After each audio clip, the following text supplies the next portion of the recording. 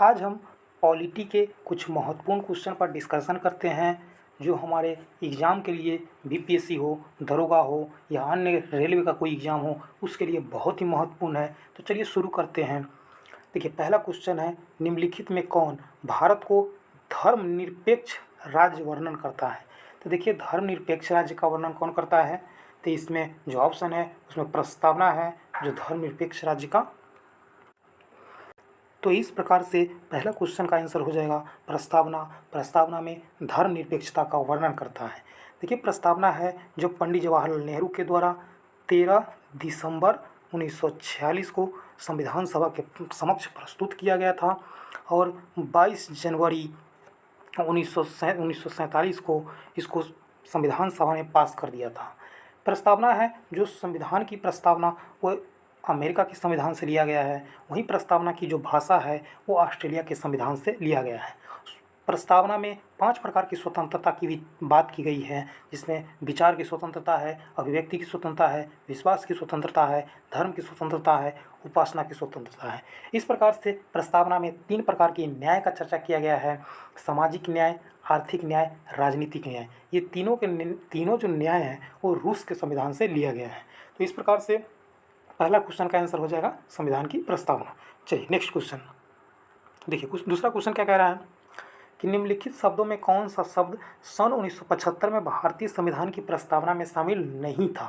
देखिए ध्यान दीजिएगा कि नहीं था पूछ रहा है, तो ये बंधुत्व तो था ही, संप्रभुता था ही, समानता था ही। देखिए अखंडता है वो क्या था कि 42वां संविधान संशोधन कब 1976 में इसको शामिल किया गया था, इसलिए कि यहाँ पूछ रहा है 75 के बाद की जिक्र कर रही है। अखंडता कब शामिल हुआ था, तो 1976 में शामिल हुआ था, तो इसलिए अखंडता नहीं होगा, क्योंकि 42वां संविधान संशोधन 1976 के द्वारा अखंडता शब्द जोड़ी गई थी। प्रस्तावना में 3 शब्द उस समय जोड़ा गया था, एक था अखंडता, दूसरा समाजवादी और तीसरा था पंथ निरपेक्ष। तो इस प्रकार से दूसरा क्वेश्चन का आंसर हो जाएगा अखंडता। चलिए नेक्स्ट क्वेश्चन देखते हैं। देखिए तीसरा क्वेश्चन क्या कह रहा है, भारतीय संविधान की प्रस्तावना में संशोधन किया गया था। अभी हम पढ़े हैं कि भारतीय संविधान में संशोधन कब किया गया था, 42वां संविधान संशोधन किया गया था कब, 1976 में किया गया था। ये संशोधन है जो स्वर्ण सिंह समिति के सिफारिश पर किया गया था और इसमें 3 शब्द जोड़े गए थे प्रस्तावना में, अखंडता, पंथ निरपेक्ष और समाजवाद जोड़ा गया था। चलिए नेक्स्ट क्वेश्चन चलते हैं। देखिए चौथा नंबर क्वेश्चन क्या कह रहा है कि भारत एक गणतंत्र है, इसका अर्थ क्या है। तो देखिए गणतंत्र का सिंपल सी अर्थ होता है कि जिस देश का राष्ट्राध्यक्ष वंशानुगत रूप से नहीं होते हैं, जैसे किसी का बाप है तो उसका बेटा ही अगला वहाँ के राष्ट्राध्यक्ष होगा, फिर अगला उसके बाद कोई बेटा होगा, तो उस प्रकार से उस क्षेत्र को वंशानुगत जहाँ पे शासन होती है उसको गणतंत्र नहीं कहते हैं, उसको राजतंत्र कहते हैं। गणतंत्र का अर्थ होता है कि वहाँ के राष्ट्राध्यक्ष होगा वो प्रत्यक्ष या अप्रत्यक्ष रूप से चुनकर आएगा। जैसे भारत क्या है, भारत के जो राष्ट्रपति होंगे वो यहाँ पर पैतृक संपत्ति में किसी को नहीं मिलता है, उसको चुनाव लड़ना पड़ता है, भले ही अप्रत्यक्ष रूप से चुनाव लड़ना पड़ता है लेकिन चुनाव लड़ना पड़ता है। तो गणतंत्र का अर्थ क्या होता है कि शासन वंशानुगत नहीं होना चाहिए। देखिए कौन से ऑप्शन में है, तो इसमें तो होगा नहीं, ये भी नहीं होगा। ये देखिए तीसरा नंबर वही कह रहा है कि भारत में वंशानुगत शासन नहीं है, यानी कि गणतंत्र का मतलब है कि राष्ट्राध्यक्ष का चुनाव होना। चलिए नेक्स्ट क्वेश्चन पाँचवा देख लीजिए। भारत में लौकिक सार्वभौमिकता है क्योंकि संविधान की प्रस्तावना प्रारंभ होती है। देखिए संविधान की प्रस्तावना कहाँ से प्रारंभ होती है, हम भारत के लोक शब्द से प्रारंभ होती है, तो इस प्रकार से इसका आंसर क्या हो जाएगा, डी। चलिए नेक्स्ट क्वेश्चन छठा नंबर क्वेश्चन क्या कह रहा है कि सभी व्यक्ति पूर्णतः और समान रूप से मानव है यह सिद्धांत माना जाता है। देखिए ये सिद्धांत माना जाता है सार्वभौमिकता की बात के अंतर्गत कि सभी व्यक्ति मानव है, सभी के लिए कुछ अधिकार होना चाहिए, सभी के लिए कुछ कर्तव्य होना चाहिए। ये सिद्धांत कहाँ दिया गया है, सार्वभौमिकतावाद में ये सिद्धांत दिया गया है। चलिए नेक्स्ट क्वेश्चन 7 नंबर क्वेश्चन क्या रहा है कि भारत के संसद में निम्न में कौन धर्मनिरपेक्ष। देखिए धर्मनिरपेक्ष शब्द का सही भाव व्यक्त करता है। तो देखिए धर्मनिरपेक्ष है, मूल रूप से धर्मनिरपेक्ष स्टेट के संदर्भ में देखिएगा तो 2 प्रकार के होते हैं, एक होते हैं निगेटिव धर्मनिरपेक्ष, एक होता है पॉजिटिव धर्मनिरपेक्ष। निगेटिव का मतलब हो गया कि वहाँ पर स्टेट, देखिए ये जैसे स्टेट हो गया, ये हो गया मान लीजिए रिलीजियस, दोनों एक दूसरे के तरफ पीठ खड़े खड़े होते हैं, एक दूसरे के बीच में हस्तक्षेप नहीं करते हैं, ये दोनों एक दूसरे से अलग होते हैं। तो ये निगेटिव धर्मनिरपेक्ष है। ये कहाँ लागू है? तो ये आपको यूरोपीय मॉडल में लागू है। वहीं देखिए एक पॉजिटिव होता है, जो मान लीजिए ये स्टेट हुआ और ये हो गया रिलीजन, एक दूसरे के परस्पर संबंध रखते हैं। जब जब धर्म में कुछ कुरीतियाँ होगी तो उसके लिए राज्य आगे आएगा। यहाँ पर क्या है? हस्तक्षेप करेगा, लेकिन हस्तक्षेप होगा एक पक्षीय नहीं होगा। जैसे भारत में है क्या है? पॉजिटिव सेकुलरिज्म है। भारत में देखिए जब 3 तलाक जैसी कुप्रथा थी तो राज्य आगे आकर के इस प्रथा से वो 3 तलाक की जो प्रथा थी उसको समाप्त किया। ये धर्म की प्रथा नहीं थी, ये क्या थी? कुप्रथा थी, इसको समाप्त किया था। तो भारत में धर्मनिरपेक्ष कैसा है? पॉजिटिव सेकुलरिज्म है। कहने का मतलब है कि राज्य धर्म में एक हस्तक्षेप कर सकती हैं, लेकिन एक पक्षीय हस्तक्षेप नहीं होगा। एक पक्षीय कहने का मतलब सिर्फ मुस्लिम धर्म में ही रिफॉर्म नहीं होगा, जैसे हिंदू धर्म में भी हुआ था। सबरीमाला केस आप जानते हैं, केरल का जो मंदिर था उसमें महिला को प्रवेश नहीं दिया जाता था। वहाँ पे धर्म ने आगे आया और लिंग के अधिकार के आधार पर वहाँ पे समानता का अधिकार स्थापित किया था। तो इस प्रकार से जहाँ जहाँ जब धर्म में कुछ कुरीतियाँ विद्यमान होगी तो सरकार सामने आकर के हस्तक्षेप करेगी। तो ये क्या कहलाता है? पॉजिटिव सेकुलरिज्म कहलाता है। और निगेटिव सेकुलरिज्म में क्या है? राज्य है जो धर्म में हस्तक्षेप नहीं करती है, धर्म है जो राज्य में हस्तक्षेप नहीं करता है। तो यहाँ पर धर्मनिरपेक्षता का क्या अर्थ होता है? देखिए यहाँ पर धर्मनिरपेक्षता का सिंपल सी अर्थ होगा कि राज्य का कोई अपना धर्म नहीं होगा। भारत में राज्य का कोई अपना धर्म नहीं है, लेकिन जब जब जरूरी पड़ती हैं तो बाहर से ही एक कुरीतियाँ को समाप्त करने के लिए राज्य तत्पर रहता है। तो इस प्रकार से 7 नंबर का जो आंसर होगा डी नंबर होगा। धर्मनिरपेक्षता का अर्थ है भारत का राज्य का कोई अपना निजी धर्म नहीं होगा। चलिए 7 नंबर के बाद देखिए 8 नंबर क्वेश्चन, निम्नलिखित में कौन सा शब्द भारत के संविधान की प्रस्तावना में नहीं है? देखिए नहीं है पूछ रहा है, ध्यान दीजिएगा। देखिए समाजवादी और पंथ निरपेक्ष है कब आया था? 42वां संविधान संशोधन 1976 के द्वारा इसको जोड़ा गया था। संप्रभुता है जो पहले से ही इसमें विद्यमान थी।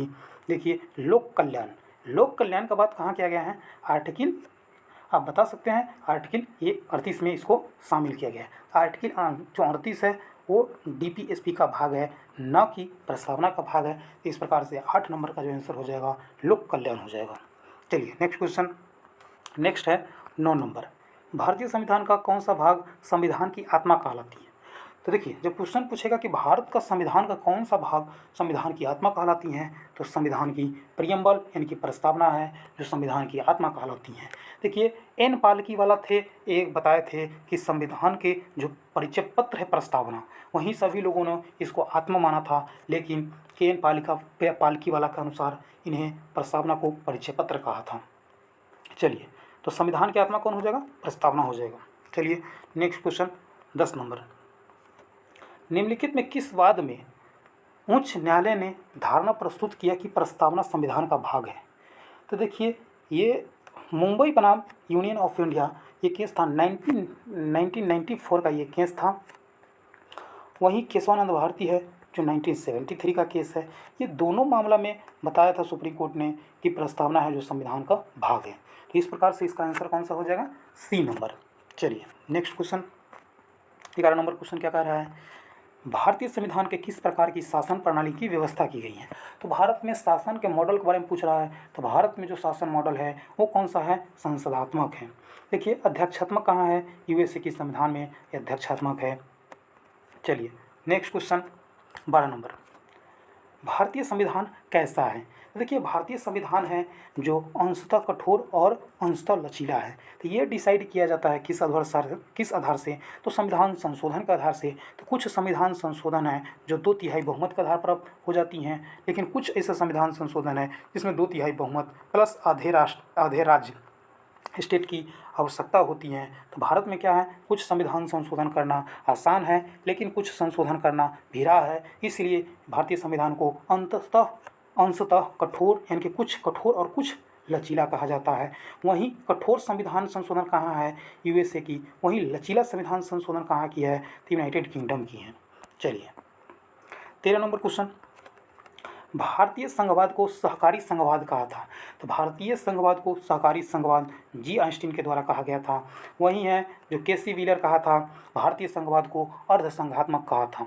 चलिए नेक्स्ट क्वेश्चन, ये स्टेटमेंट है, ध्यान रखेंगे। 14 नंबर क्वेश्चन कह रहा है कि निम्नलिखित में किसने कहा संविधान को संघात्मक के तंज ढांचे में नहीं डाला गया है। कह रहा है निम्नलिखित में किसने कहा संविधान को संघात्मकता के तंज ढांचे में नहीं ढाला गया है।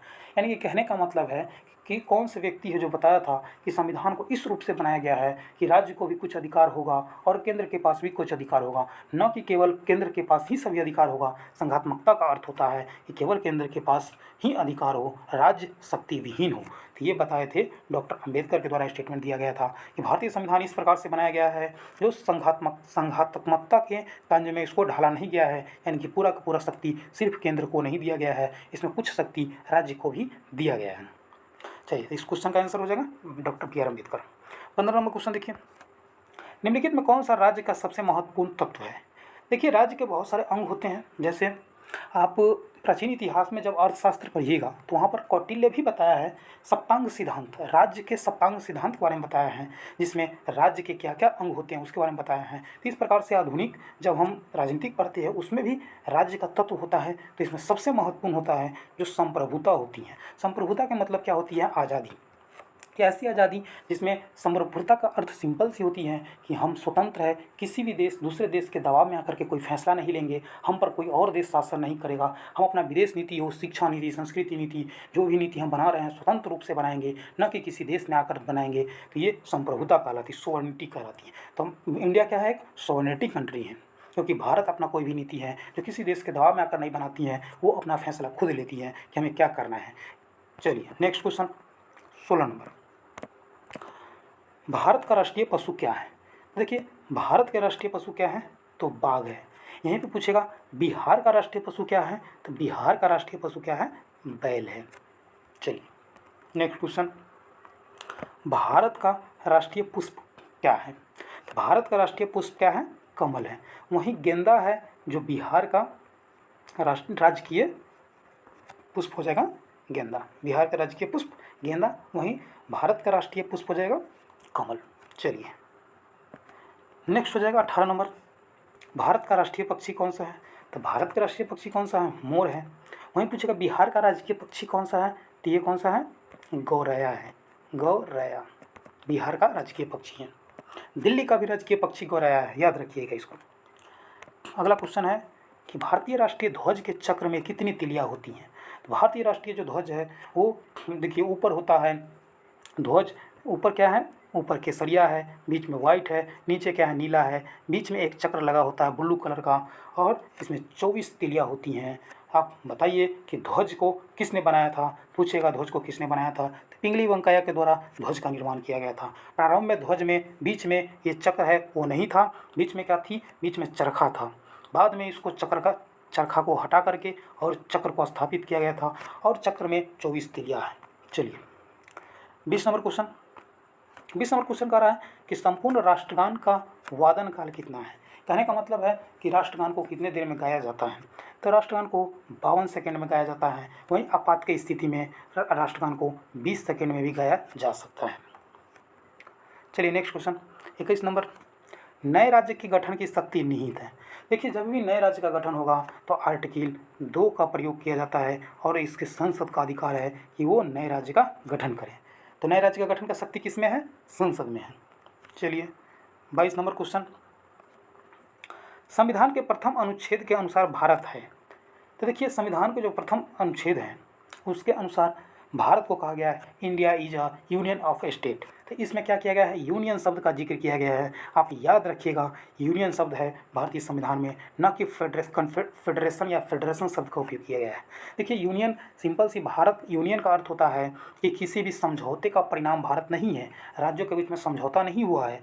राज्यों को भारत क्या है, एक विनाशकारी राज्यों का अविनाशकारी संघ है। कहने का मतलब है विनाशकारी राज्य, विनाशकारी राज्य का मतलब हो गया कि राज्य को तोड़ा तो जा सकता है लेकिन संघ कभी नहीं टूट सकता है, इसीलिए कहते हैं भारत विनाशकारी राज्यों का अविनाशकारी संघ है। यानी कि संघ नहीं टूट सकता है, राज्य को तोड़ मोड़ किया जा सकता है। वहीं देखिए इंडिया है, यूनियन है। वहीं फेडरेशन शब्द है जो यूएसए के संविधान में किया गया है। फेडरेशन का अर्थ होता है कि राज्यों के बीच में सहमति समझौता का परिणाम है। तो अमेरिका का जो 50 स्टेट है वो एक दूसरे से समझौता, आपस में समझौता करके कुछ शक्ति है जो केंद्र को दिया है, वहीं कुछ शक्ति है राज्य के पास होती हैं। यूनियन की अपेक्षा फेडरेशन में राज्य के पास ज़्यादा अधिकार होते हैं। कॉन्फेडरेशन है, फेडरेशन का ही कुछ शब्द है, लेकिन फेडरेशन से कुछ कमज़ोर होते हैं कन्फेडरेशन। कन्फेडरेशन में भी राज्यों के समझौता का परिणाम होता है, लेकिन यूनियन में कोई समझौता नहीं होता है। चलिए 23 नंबर क्वेश्चन। 23 नंबर क्वेश्चन देखिए क्या कह रहा है कि भारतीय संघ के अंतर्गत किसी राज्य को मिलने का अधिकार किसे है? मिलाने का, मिलने नहीं, मिलाने का अधिकार होगा। किसी संघ को, मतलब क्वेश्चन कह रहा है कि भारतीय संघ के अंतर्गत किसी भी राज्य को मिलाने का अधिकार किसको है? तो ये अधिकार किसको है? संसद को है। वही आर्टिकल जो 2 है, इसके तहत किसी भी राज्य को अंदर भारत के शामिल किया जा सकता है। ये अधिकार संसद के पास है। देखिए 24 नंबर क्या कह रहा है? 24 नंबर कह रहा है कि यदि भारतीय संघ में एक नए राज्य का सृजन किया जाता है तो संविधान के किस अनुसूची में संशोधन करना होगा? देखिए क्वेश्चन बहुत बढ़िया है। कह रहा है कि अगर राज्य की संख्या बढ़ती है या केंद्र शासित प्रदेश की संख्या बढ़ेगा तो किस अनुसूची में परिवर्तन करना होगा? तो देखिए प्रथम अनुसूची कहता है कि 28 राज्य और 8 केंद्र शासित प्रदेश भारत में होंगे। अगर इसमें राज्य की बढ़ोतरी होती है या केंद्र शासित प्रदेश की बढ़ोतरी होती है तो पहले अनुसूची में संशोधन करके बताना पड़ेगा कि अब राज्य की संख्या बढ़ गई या राज्य की संख्या घट गई या केंद्र शासित प्रदेश की संख्या बढ़ गई या केंद्र शासित प्रदेश की संख्या घट गई। तो ये कौन सा अनुसूची में है? ये प्रथम अनुसूची में ऐसा बताया गया है। देखिए वही दूसरी अनुसूची कह रहा है, तो दूसरी अनुसूची कहता है इसमें क्या कि राष्ट्रपति, राज्यपाल, लोकसभा अध्यक्ष या लोकसभा का उपाध्यक्ष, विधानसभा अध्यक्ष, विधानसभा के उपाध्यक्ष, इसकी वेतन के बारे में बताता है दूसरी अनुसूची में। वही तीसरी अनुसूची क्या है कि राष्ट्रपति, राज्यपाल, लोकसभा अध्यक्ष, लोकसभा के उपाध्यक्ष, ये सभी के शपथ के बारे में जानकारी देता है। कौन सा? तीसरी अनुसूची। वहीं चतुर्थ जो अनुसूची है उसमें राज्यसभा में किस प्रकार से सीटों का आवंटन होगा वो चौथी अनुसूची में वर्णन किया गया है। तो चलिए नेक्स्ट क्वेश्चन कौन सा है? 25 नंबर।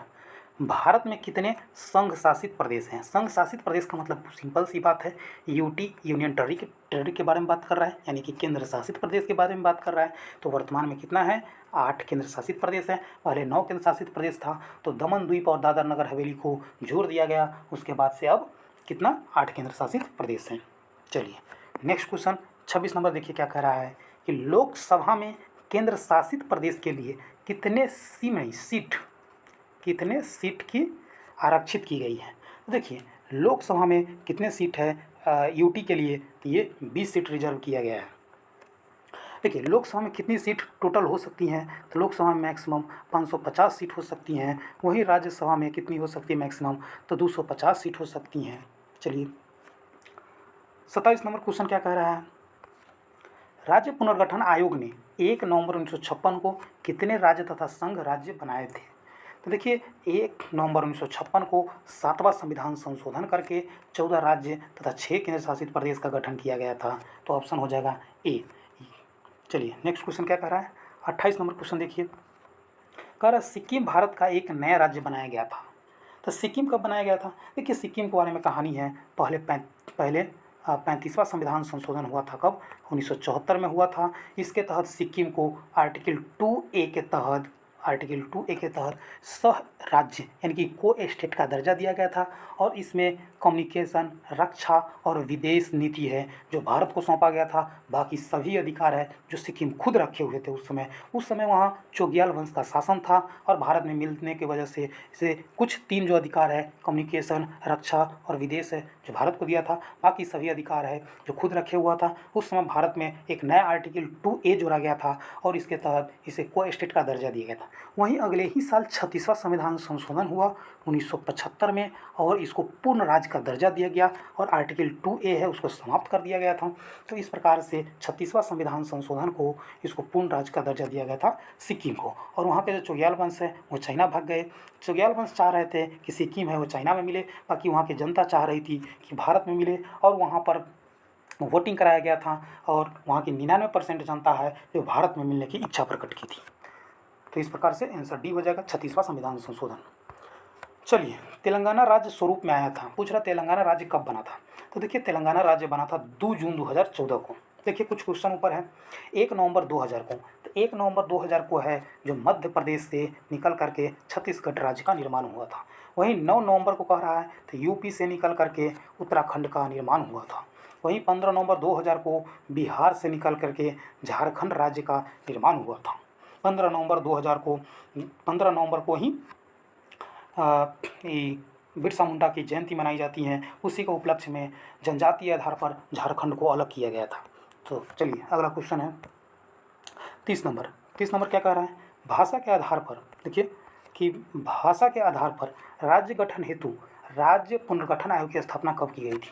तो देखिए सबसे पहले जब भारत आज़ाद हुआ था तो राज्य को पुनर्गठन, राज्य को किस प्रकार से राज्य का निर्माण किया जाए, इसके लिए 1948 में एस्केधर कमेटी का बनाया गया था। एस्केधर कमेटी बनाया गया था।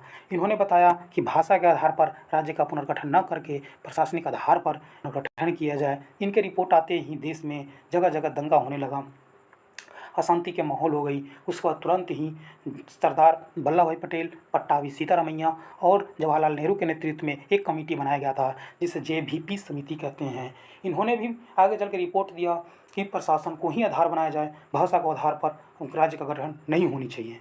फिर भी वही देश में अशांति का माहौल था। 1953 में क्या हुआ कि भाषा के आधार के लिए भाषा राज्य पुनर्गठन आयोग की स्थापना की गई थी और इसके अध्यक्ष थे फजल अली। इनके नेतृत्व में ये गठन किया गया था। इसमें 2 और सदस्य थे, KM पनिक्कर और हृदयनाथ कंजरू। इनके नेतृत्व में राज्य पुनर्गठन भाषा के आधार पर किया गया था कब 1953 में। चलिए नेक्स्ट क्वेश्चन 31 नंबर। भाषाई आधार पर भारत के सर्वप्रथम किस राज्य का गठन किया गया था। देखिए भाषाई आधार पर सबसे पहला राज्य है जो आंध्र प्रदेश का गठन किया गया था। ये गठन है जो 1 अक्टूबर 1953 को किया गया था। यहाँ इस प्रकार की स्थिति हो गई थी जिसके वजह से इस राज्य का निर्माण करना पड़ा। देखिए यहाँ के एक सामाजिक कार्यकर्ता थे पट्टाभी श्री राम लल्लू। इनकी आमरण अनशन के दौरान मृत्यु हो गई थी जिसके वजह से वहाँ आंदोलन जोरों शोरों से पकड़ लिया था और उसके वजह से मजबूरी में उस राज्य को भाषा के आधार पर पहला राज्य का गठन करना पड़ा था। चलिए 32 नंबर क्वेश्चन है। भारतीय संविधान निम्नलिखित में कौन सी नागरिकता प्रदान करता है। तो भारतीय संविधान है जो एकल नागरिकता सिंगल सिटीजनशिप का प्रावधान करता है। वहीं दोहरी नागरिकता का प्रावधान है USM के द्वारा किया गया है।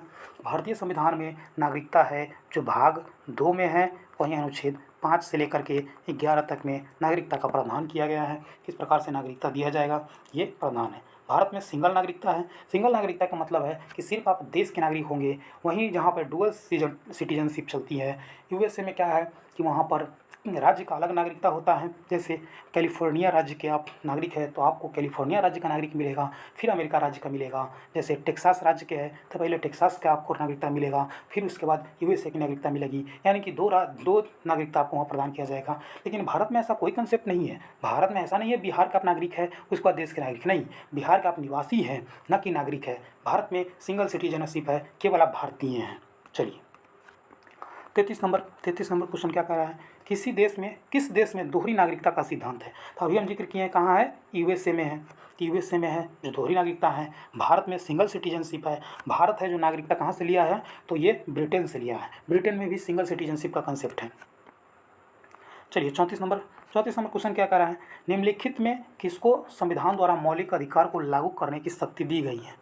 यानी कि फंडामेंटल राइट के बारे में पूछ रहा है कि कौन लागू कर सकता है। तो ये कौन करेगा, हाई कोर्ट और सुप्रीम कोर्ट को ये अधिकार दिया गया है जब समय समय पर ये अपना निरीक्षण करे और अगर मौलिक अधिकार का हनन होता है तो सुप्रीम कोर्ट है जो आर्टिकल 32 के तहत और हाई कोर्ट है जो आर्टिकल 226 के तहत रिट जारी करती हैं। रिट का मतलब है कि अगर आपका मौलिक अधिकार हनन करता है तो आप सीधे सर्वोच्च न्यायालय जा सकते हैं। तो सर्वोच्च न्यायालय है 5 प्रकार के रिट जारी कर सकती हैं, या हाई कोर्ट है 5 प्रकार के रिट जारी कर सकती हैं। पहला रिट है बंदी प्रत्यक्षीकरण, दूसरा है परमादेश, तीसरा है उत्प्रेषण, चौथा है निषेध और 5वां है अधिकार परीक्षण।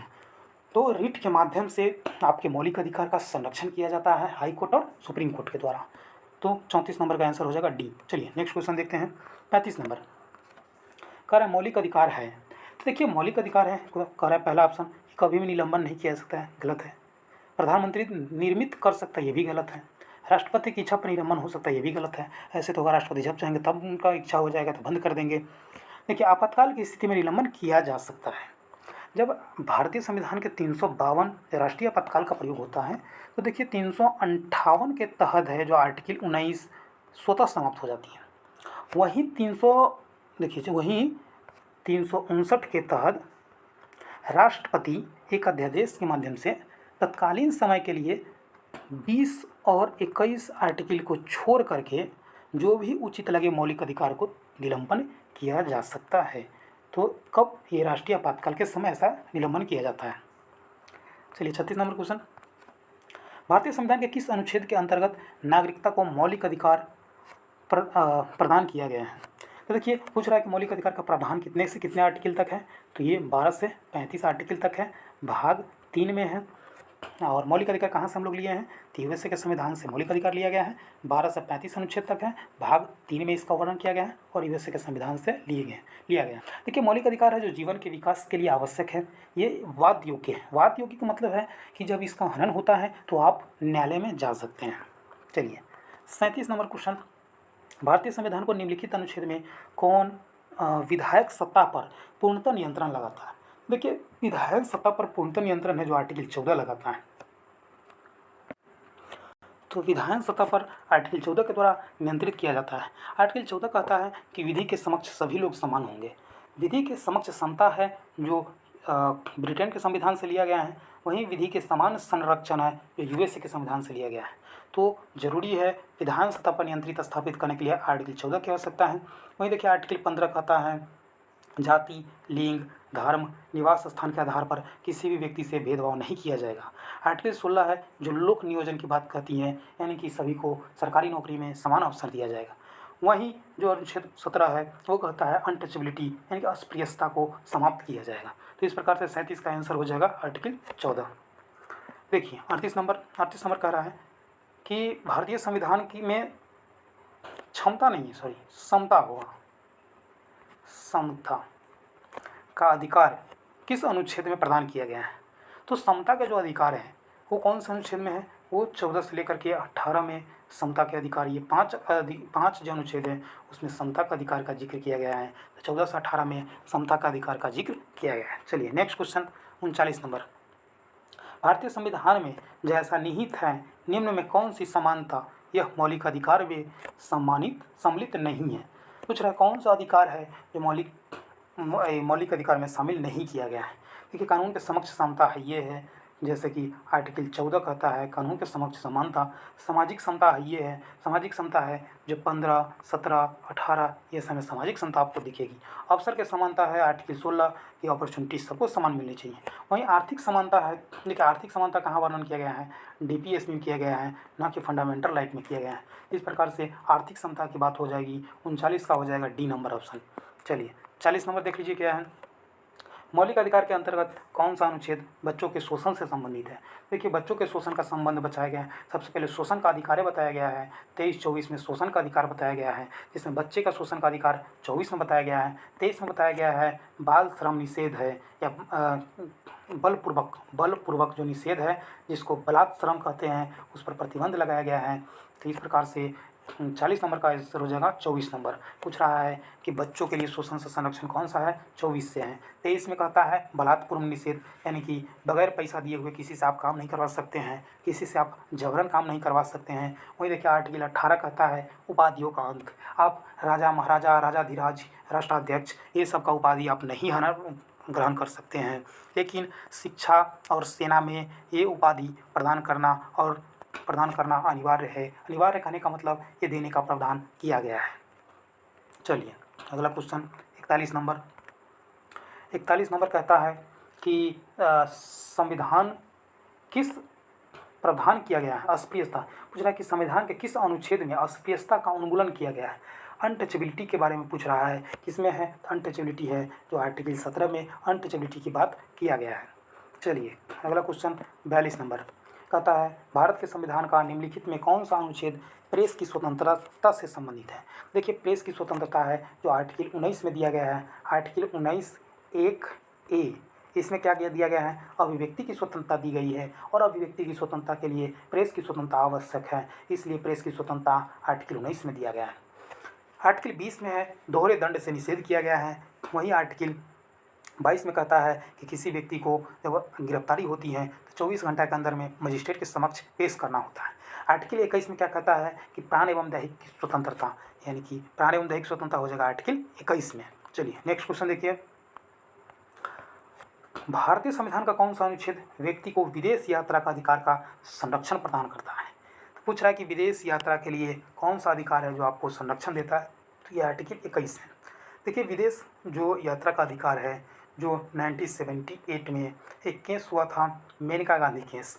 मेनका गांधी उस समय विदेश जाना चाह रही थी, तो विदेश जाने के क्रम में उनका क्या हुआ था, भारत में पासपोर्ट अधिनियम 1967 के तहत आके, देखिए 1967 का जो पासपोर्ट अधिनियम है उसके सेक्शन 10 में कहता है किसी भी व्यक्ति का किसी समय पासपोर्ट भारत सरकार जब्त कर सकती है। तो मेनका गांधी का 1978 में जब इनका विदेश जाने का इच्छा हुआ था तो इनका पासपोर्ट है जो जब्त कर लिया गया था। तभी सुप्रीम कोर्ट पहुंची तो 1978 में एक बड़ा डिसीजन आया था जिसमें बताया गया था कि विदेश जाना भी एक अधिकार है जो आर्टिकल 21 के तहत प्रदान करता है। आर्टिकल 21 में है जो जीवन का अधिकार दिया गया है, तो जीवन का अधिकार केवल जानवर की तरह जीवित रहना ही अधिकार नहीं है, इसमें सुप्रीम कोर्ट ने कहा था कि गरिमापूर्ण जीवन का अधिकार है। और 3 आर्टिकल 14, 19 और 21 को गोल्डन ट्रायंगल ऑफ कॉन्स्टिट्यूशन कहा था। ये तीनों अलग अलग नहीं है, तीनों को एक साथ मिलाकर पढ़ा जाना चाहिए। ये कब आया था, मेनका गांधीवाद 1978 में सर्वोच्च न्यायालय का निजता के अधिकार नीति विदेश यात्रा के अधिकार हो, इसमें बहुत बड़ा एक फैसला सुनाया गया था। चलिए 44 नंबर, भारतीय संविधान के कौन से अनुच्छेद निजता का अधिकार प्रदान करता है। तो देखिए निजता का अधिकार है, निजता का अधिकार का प्राप्ति के लिए कई बार प्रयास किया गया है, लेकिन ये सफलता है जो ये सफलता है 2017 में पुट्टा स्वामी केस में ये बहुत बड़ा जजमेंट आया था। ये आधार कार्ड वाला केस था, इसमें निजता का अधिकार को मौलिक अधिकार प्रदान करते हुए आर्टिकल 21 में इसके समाहित किया था। तो आर्टिकल 21 का विस्तार किया गया, पुट्टा स्वामी केस के तहत निजता का अधिकार दिया गया। वहीं इसमें देखिए आर्टिकल 21 की समय समय पर व्याख्या होती हैं और ये विस्तृत होते जा रहा है। इसमें नींद लेने का अधिकार दिया गया है, स्वच्छ पेयजल का अधिकार दिया गया है, स्वच्छ पर्यावरण के प्रति अधिकार दिया गया है। इस प्रकार से आर्टिकल 21 का है जो विस्तार होते जा रहा है। चलिए नेक्स्ट क्वेश्चन 45 नंबर क्या कह रहा है कि भारतीय संविधान के किस अनुच्छेद के अंतर्गत सिख द्वारा कृपाण धारण करना धार्मिक स्वतंत्रता का अंग माना जाएगा। देखिए दूसरे धर्म के व्यक्ति है वो सार्वजनिक स्थान पर कोई भी हथियार लेकर के एकत्रित नहीं हो सकते हैं, लेकिन सिख समुदाय को कृपाण धारण करना धार्मिक स्वतंत्रता का अंग माना गया है, क्योंकि सिख धर्म में कृपाण धारण करना धर्म की अंग के अंतर्गत माना गया है। इसलिए आर्टिकल 25 में जिसमें धर्म के अंतःकरण की बात की गई है उसमें सिख के द्वारा कृपाण धारण करना आवश्यक बताया गया है। तो यह अधिकार आर्टिकल 25 के तहत है। वहीं आर्टिकल 26 में है धर्म के किस प्रकार से मैनेजमेंट करेंगे या हम प्रबंधन कर सकते हैं, उसके बारे में आर्टिकल 26 में बताया गया है। चलिए 46 नंबर क्वेश्चन क्या कह रहा है कि डॉक्टर भीमराव अम्बेडकर ने निम्नलिखित मौलिक अधिकार में किसे संविधान का हृदय एवं आत्मा कहा था। देखिए ऐसे तो संविधान के आत्मा कहा जाता है प्रस्तावना को, लेकिन डॉक्टर बी आर अम्बेडकर के द्वारा आर्टिकल 32 है उसको इन्होंने संवैधानिक जो उपचार का अधिकार है इनको इन्होंने बताए थे कि ये संविधान का हृदय और आत्मा है। आर्टिकल 32 में हम अभी जिक्र किए थे कि इसमें सुप्रीम कोर्ट के द्वारा 5 प्रकार की रिट जारी की जाती हैं जो मौलिक अधिकार के संरक्षण प्रदान करता है। इसी को डॉक्टर बी आर अम्बेडकर है जो हृदय और आत्मा बताए थे। इसमें 5 प्रकार का रिट था, बंदी प्रत्यक्षीकरण, परमादेश, उत्प्रेषण, निषेध, अधिकार परीक्षा। इसी को डॉक्टर अम्बेडकर के अनुसार इस संविधान का हृदय और आत्मा है। लेकिन ऐसे सीधे बी आर अम्बेडकर ना पूछे, सीधे पूछे संविधान का आत्मा कौन सा है तो आप प्रस्तावना लगाइएगा, लेकिन डॉक्टर बी आर अम्बेडकर लगाएगा तो आर्टिकल 32 संवैधानिक उपचारों का अधिकार लगा कर रहिएगा। चलिए 47 नंबर क्वेश्चन है किस वाद में संसद को मौलिक अधिकार में संशोधन का अधिकार दिया गया था। तो देखिए ये अधिकार है जो केशवानंद भारती जब आया था उसमें ये बाद में 1973 में बताया गया था कि आप संशोधन मौलिक अधिकार में कर सकते हैं, लेकिन संविधान के कुछ बेसिक स्ट्रक्चर होंगे, मूलभूत ढांचा होगा, जैसे धर्मनिरपेक्षता हो गया, चुनाव 5 वर्ष पर कराना हो गया, या इसके नीति निर्माण हो गए, संसद हो गई और सर्वोच्च न्यायालय हो गई। जो इसके बेसिक स्ट्रक्चर है उसको आप तहस नहस नहीं करेंगे, उसमें संशोधन नहीं किया जा सकता है। बाकी किसी भी क्षेत्र में किसी भी संशोधन किया जा सकता है। बेसिक स्ट्रक्चर कॉन्सेप्ट है जो केशवानंद भारती में आया था 1973 का केस है। इसमें 13 जजमेंट है, 13 केस का 13 जज है जो इसमें बैठे थे। 7-6 का डिसीजन आया था, जिसमें केशवानंद भारती के पक्ष में 6 जज थे और 7 जज है जो भारत सरकार के पक्ष में थे। उस समय केशवानंद भारती हार गए थे, लेकिन देश जीत गया था। तो ये किस बात में आया था संसद को मौलिक अधिकार में संशोधन? ये 1973 का केशवानंद भारती बनाम केरलवाद है। देखिए पहला ऑप्शन देख रहे हैं राजनारायण बनाम इंदिरा गांधीवाद।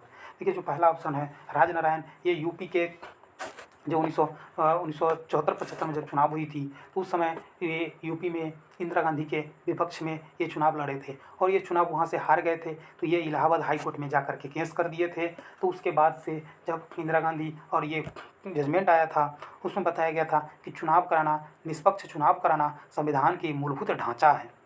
वहीं सज्जन सिंह मामला है राजस्थान वाला, ये भूमि विवाद से था। गोलकनाथ बनाम पंजाब वाद, ये भी भूमि विवाद से था। चलिए 48 नंबर क्वेश्चन क्या कह रहा है, आइए। संपत्ति के मौलिक अधिकार को कब समाप्त किया गया, पूछ रहा है। देखिए प्रारंभिक संविधान में संपत्ति का अधिकार है वो मौलिक अधिकार था, लेकिन 44वां संविधान संशोधन 1978 के द्वारा इसे मौलिक अधिकार को समाप्त कर दिया गया और इसे वैधानिक अधिकार बना दिया गया। इसे आर्टिकल 300A में स्थानांतरण कर दिया गया। वो भाग 12 में है। अभी ये मौलिक अधिकार ना होकर के वैधानिक अधिकार है। 49 नंबर क्या कह रहा है कि वर्तमान समय में भारतीय संविधान के अंतर्गत संपत्ति का अधिकार एक कैसा है, वैधानिक अधिकार है। ये क्वेश्चन 2021 में यूपीएससी के द्वारा पूछा गया था। चलिए नेक्स्ट क्वेश्चन इस सेशन का लास्ट क्वेश्चन है 50 नंबर। भारतीय संविधान में मूल कर्तव्य समाहित किया गया था। देखिए प्रारंभिक संविधान में मूल कर्तव्य का प्रावधान नहीं था। ये 42वां संविधान संशोधन 1976 के द्वारा इसे भारतीय संविधान में समाहित किया गया था। उस समय 10 मौलिक अधिकार है जो शामिल किया गया था। मौलिक कर्तव्य के शामिल करने के लिए एक समिति बनाई गई थी, स्वर्ण सिंह समिति। इनकी सिफारिश पर 10 मौलिक कर्तव्य को शामिल किया गया और 11वां जो मौलिक कर्तव्य है वो 86वां संविधान संशोधन के तहत समाहित किया गया था। तो वर्तमान में भारतीय संविधान में मूल कर्तव्य की संख्या 11 है। प्रारंभ में कोई मूल कर्तव्य नहीं था, 42वें संविधान संशोधन के तहत इसमें समाहित किया गया था। मूल अधिकार की कंसेप्ट है जो हम रूस से लिए थे, उस समय वो सोवियत संघ था, वहीं से ये कंसेप्ट है जो अधिग्रहण किया गया था। 86वां संविधान संशोधन के तहत 11वां मौलिक कर्तव्य है जो समाहित किया गया है। वर्तमान में 11 मौलिक कर्तव्य भारतीय संविधान में प्रावधान किया गया है। इसके उल्लंघन करने पर कोई कानूनी प्रावधान नहीं है, यानी कि कोई व्यक्ति अगर उल्लंघन कर रहा है तो इसके लिए कोई कानूनी प्रावधान विशेष रूप से नहीं है। ये नैतिकता पर आधारित इसको समाहित किया गया है, क्योंकि जब भी अधिकार आपको दिया जाता है तो कुछ कर्तव्य की भी बात की जाती है। तो इस प्रकार से इस सेशन में यही तक। धन्यवाद। जय हिंद, जय भारत। अगर आपको अच्छा लगे तो लाइक, शेयर, कमेंट कीजिए। धन्यवाद।